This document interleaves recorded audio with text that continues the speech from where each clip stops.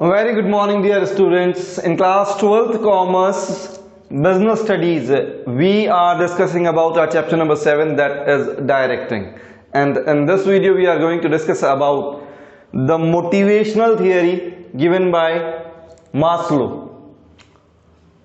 Maslow gave a need hierarchy theory. Maslow ने एक hierarchical need की theory अपने को दी, जिसमें उन्होंने कहा कि each and every individual's behavior is influenced by his own need. Then, to motivate the organizational employees, the managers need to recognize the level of the unfulfilled demand of the employee. क्योंकि अगर आपने किसी एक employ की unfulfilled demand को recognise कर लिया और अगर उसे ही फुलफिल किया तो एम्प्लॉय ज्यादा सेटिस्फाई होगा और ऑर्गेनाइजेशन के लिए अच्छा काम भी करेगा। यहां पर मास्लो ने नीड को 5 लेवल्स में बांटा है। 5 लेवल्स, सबसे पहले साइकोलॉजिकल या आपके फिजियोलॉजिकल और बेसिक नीड। फिजियोलॉजिकल और बेसिक नीड ये फंडामेंटल नीड्स है, जिसमें अपन रोटी, कपड़ा और मकान लेते हैं।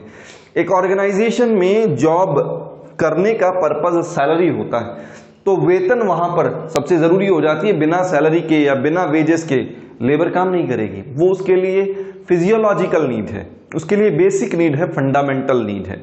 उसके बाद अगली जो नीड आई वो आई आपके लिए सिक्योरिटी नीड या फिर आपके पास में सेफ्टी नीड। जॉब तो मिल गया, लेकिन वो जॉब कितने समय तक रहेगा, अर्निंग स्टेबिलिटी रहेगी या नहीं रहेगी, इस चीज को कंसीडर करते हुए जो नीड पढ़ी जाए वो सेफ्टी और सिक्योरिटी नीड है। उसके बाद में जिस ऑर्गेनाइजेशन में आप काम करते हैं वहां का एटमॉस्फेयर कैसा है, इनफॉर्मल रिलेशंस बनते हैं या नहीं बनते हैं, फ्रेंड्स बनते हैं, कलीग्स बनते हैं। तो अगर वहां का एटमॉस्फेयर आपके लिए सेंस ऑफ बिलोंगिंगनेस डेवलप करता है तो ऑर्गेनाइजेशन में काम करना अच्छा होगा, यानी कि लोग वहां पर काम करना चाहेंगे। लेकिन अगर ऐसा नहीं है, हैक्टिक है, पैथेटिक है, तो उस कंडीशन में एम्प्लॉइज में टर्नओवर या अब्सेंटिज्म बढ़ जाएगा।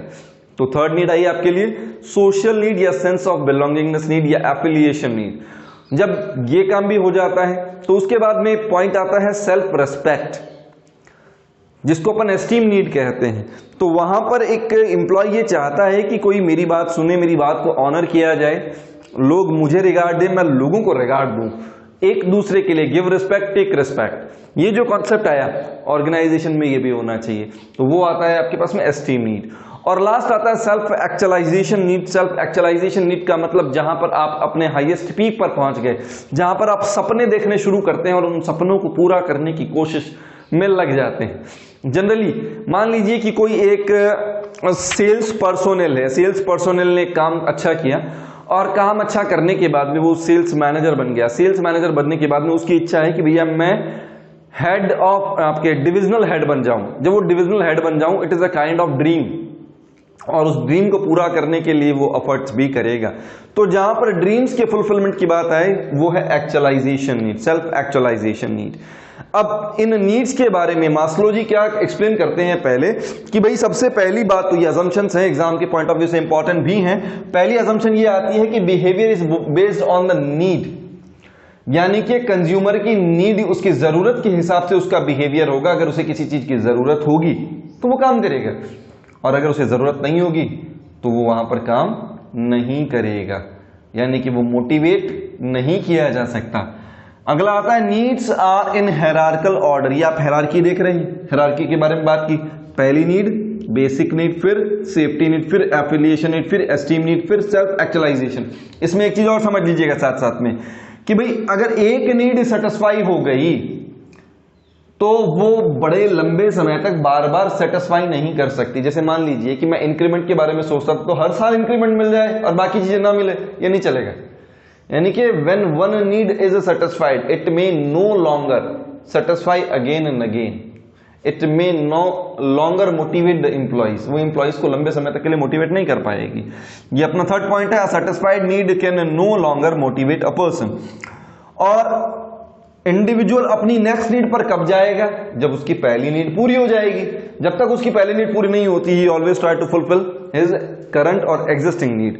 वो अपनी करंट जरूरत को पूरा करने के बारे में सोचेगा जब तक उसके पास में रोटी कपड़ा मकान नहीं होगा। वो रोटी कपड़ा मकान से ऊपर नहीं सोचेगा। जिस दिन रोटी कपड़ा मकान आ जाएगा उसके बारे में सोचेगा, जॉब सिक्योरिटी के बारे में। जब तक जॉब सिक्योरिटी नहीं होती वो आगे नहीं सोचेगा।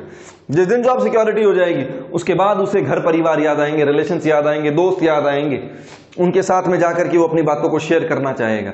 जब उसके दोस्त बन जाएंगे तो दोस्तों के साथ में उस एटमॉस्फेयर में उसे रिस्पेक्ट याद आएगी, यानी कि भैया मेरी भी रिगार्ड करें, मैं भी किसी की रिगार्ड करूं। जब ये एक दूसरे से रिस्पेक्ट वाला काम भी हो जाएगा और वो उस नीड को फुलफिल कर लेगा, उसके बाद में उसे अपने ख्वाब दिखाई देंगे कि भाई वो अपने सपनों को पूरा करने की कोशिश करेगा। वो कहलाएगी सेल्फ एक्चुअलाइजेशन नीड।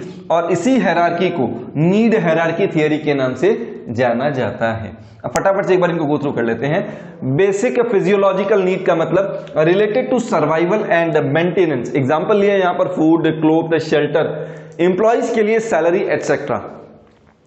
अगला आता है safety security need, protection from physical and emotional harm. Physical भी हो सकता है और इमोशनल हार्म भी हो सकता है, इन दोनों से प्रोटेक्शन चाहिए। तो इनकम स्टेबिलिटी भी चाहिए, जॉब सिक्योरिटी भी चाहिए, आपके लिए वर्किंग एटमॉस्फेयर भी होना चाहिए, हेल्दी एटमॉस्फेयर भी होना चाहिए काम करने के लिए।